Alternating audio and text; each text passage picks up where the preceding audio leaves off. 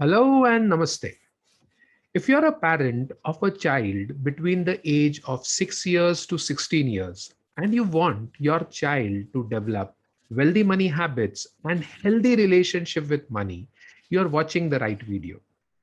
In this video, I'm going to discuss in detail about the curriculum which your child can learn from and apply the learnings to become wise about their money habits. Point number one.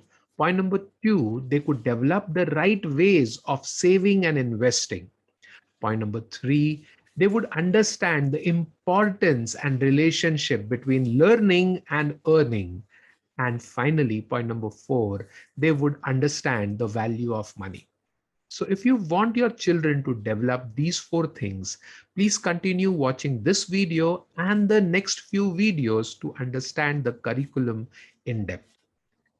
This curriculum is inspired by the works of NCFE, the National Curriculum of Financial Education, a policy document which was created by RBI, the Reserve Bank of India, which created that policy document to guide schools to include financial education in the school curriculum.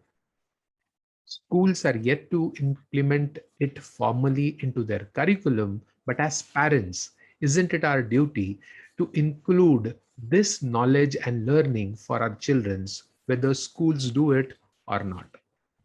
So, based on this NCFE guidelines, we created this 6-level curriculum. Yes, 6 levels. Now, this curriculum is all step by step from level 1 to level 2, 3, 4, 5, and 6. This curriculum goes on increasing in complexity as does the age of the child. So level 1, 2, and 3 is for children between the age group 6 to 11 years. This doesn't require that the child has to start learning from 6 years. It can be the child can start learning from any age, 7, 8, 9, 10, and then complete these 3 levels of understanding. Then the next 3 levels, that is level 4, 5, and 6, is for age group from 12 to 16.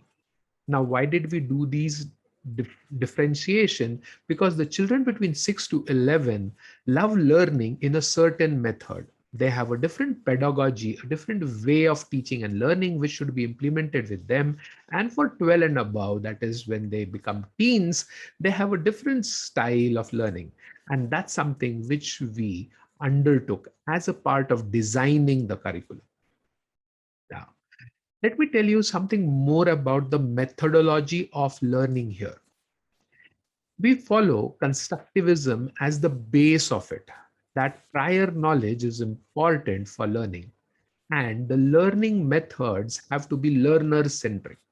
So it is not about the teacher, but it is more about the student. And the student could be of different age groups in the same classroom as well, depending upon where in the ladder of learning they are. So when we wanted to design the entire methodology, we looked at various methodologies across the world, and we found one very relevant to what the learnings were happening. Now, flipped classroom is an approach which we picked up. Based on the flipped classroom approach, the basic knowledge transfer happens before the class. So we have a pre-read or a pre-watch and a pre-work, which the child does before coming to the classroom. So having done the basic pre-read about basic learning of the topic, the basic reading of the topic or basic watching of a few videos, doing a few activities before coming to class, the child is prepped. Though he may not understand the entire stuff, that's perfectly okay, because in the class, there would be a lot of activities which would go back to the learnings which they have done. And in these activities, the child would build on to the basic knowledge which he has. These activities are driven by the teacher, but there is a lot of peer learning which happens over here.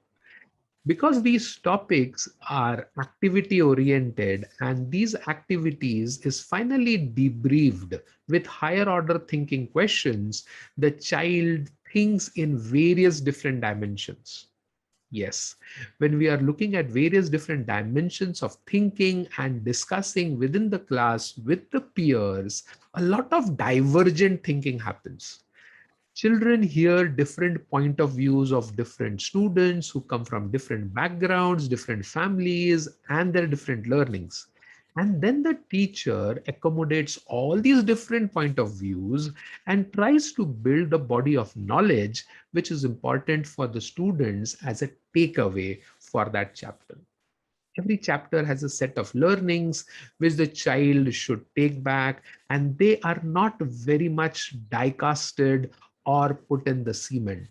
What I mean to say is the learnings from every chapter vary depending upon the experience the students have during the classroom.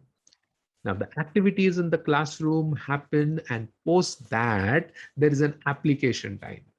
That is the post work, where the student goes back home, discusses with the parents and guardians about what he has learned and what he has to do as a project work or certain activities which he has to do. And then the application of learning immediately happens. The children and even adults in their learning principles are very clear that if the application of learning is not happening, they get bored about it. They do not feel the earnest desire to learn that topic. And hence, every chapter has a post work where there is an application of the learning. No, it's not an exam. It's not how much marks they score. Well, there is an assessment, but that is not the application. The application is doing things based on the learning which they did in the classroom. So the entire structure has a pre and a pre-work and a pre-read kind of a thing to do. Then the activities in the classroom, which build in higher order thinking skills, convergent and divergent thinking, and peer learning.